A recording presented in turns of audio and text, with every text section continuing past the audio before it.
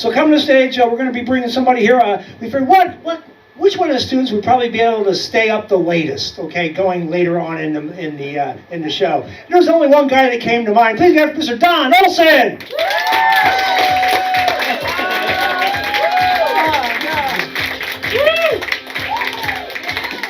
Well, hello everybody. Hello. You probably wonder what an 87-year-old guy is doing up here in a stand-up comedy class. That's a pretty darn good question. I realized that this has been on my bucket list for a very long time. And I said, Don, if you don't get this thing off your bucket list, you're going to kick the bucket. My gosh, you've got to take that class. Somebody asked me, what's the hardest thing about taking a stand-up comedy class down here in Mission Viejo? And I said, well, it's not getting home on Monday nights way past my bedtime. It's not even driving down here all the way from Newport on the crazy traffic in the dark at 30 miles an hour, and that's in the fast lane.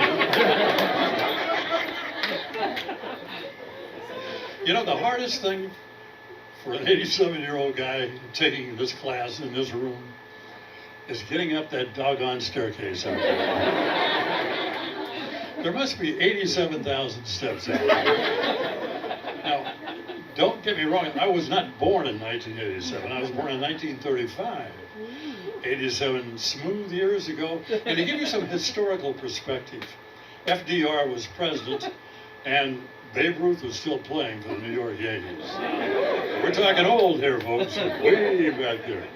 Well, I'm so excited to tell you that this year, 2022, is the 60th wedding anniversary of my beautiful wife, Jody, and myself.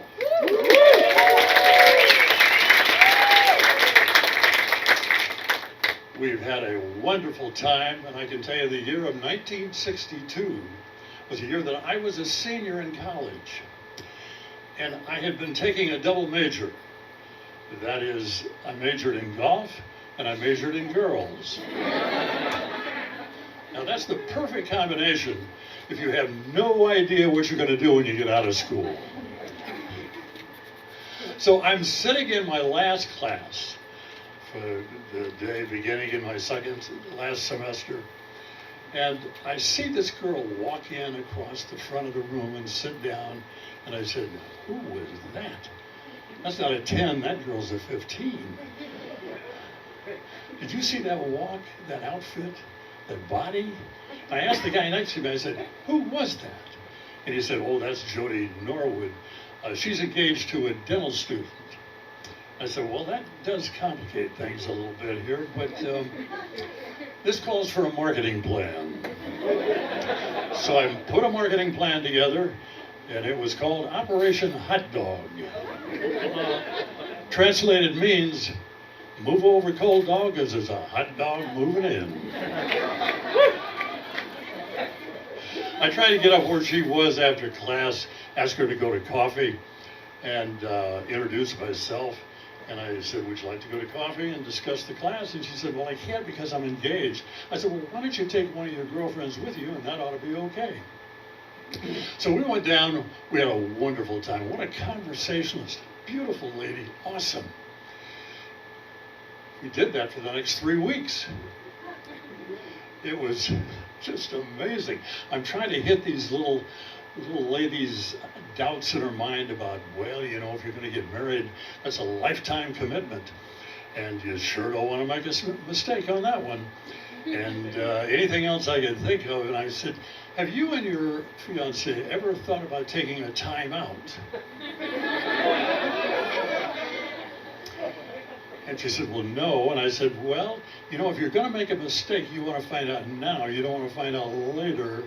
Anyhow, they decided to take a time out. I called and asked her for a date. Went out the next night, the next night, the next night. We went out for 2.5 weeks straight. And I drove up to the lake with Jody. And I said, Jody, I know I'm not your first love, but I want to be your last. I said, I don't want to marry you just because I want to live with you. I want to marry you because I can't live without you. Will you marry me? Yes! That's her.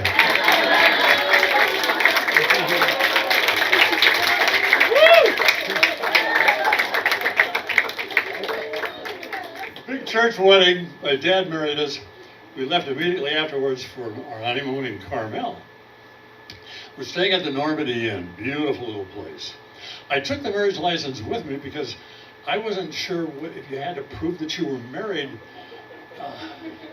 Now, you millennials are probably not going to believe this, but in my day, our day, we actually got married before we slept together.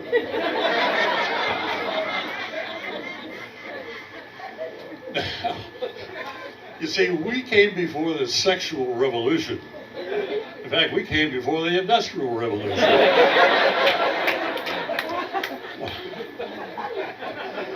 To tell you that this night was epic, I mean, here you are with your new wife, your best girl.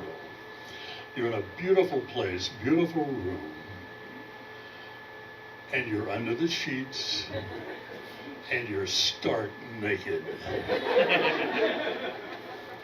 Wow.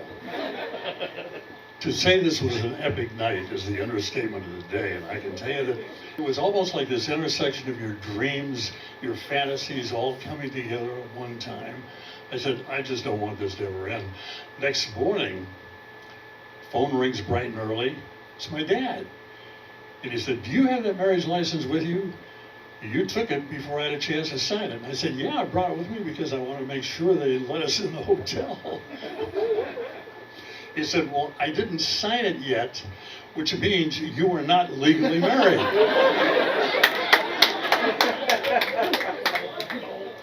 I said, Jody, we're not married.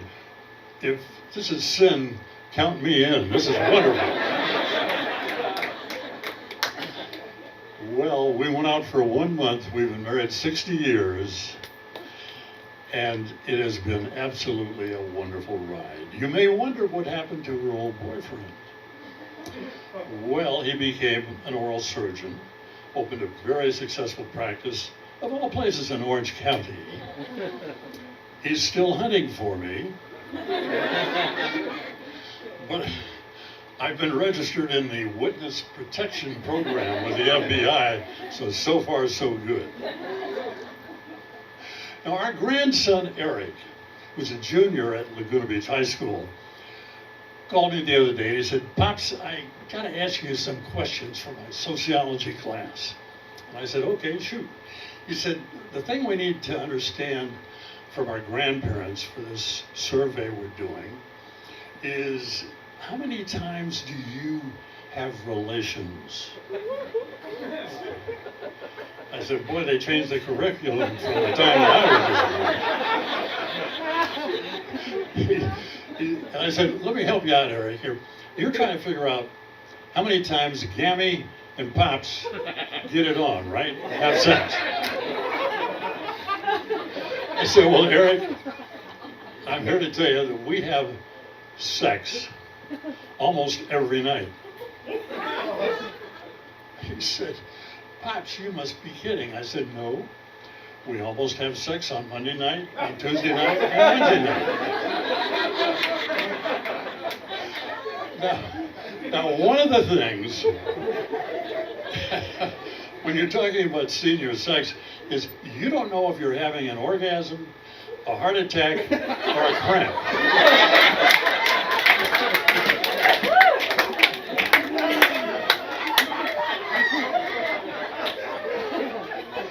George Burns probably said it best when he said, you know, at my age, trying to make love is like trying to shoot pool with a rope.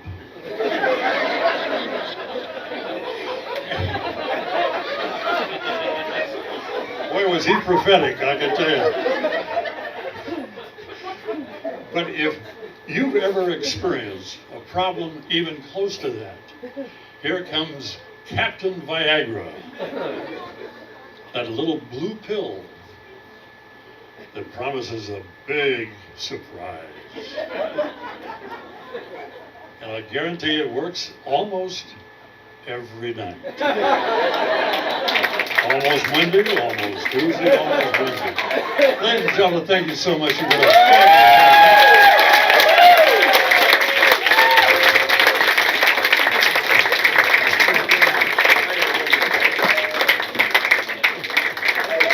Don Olsen.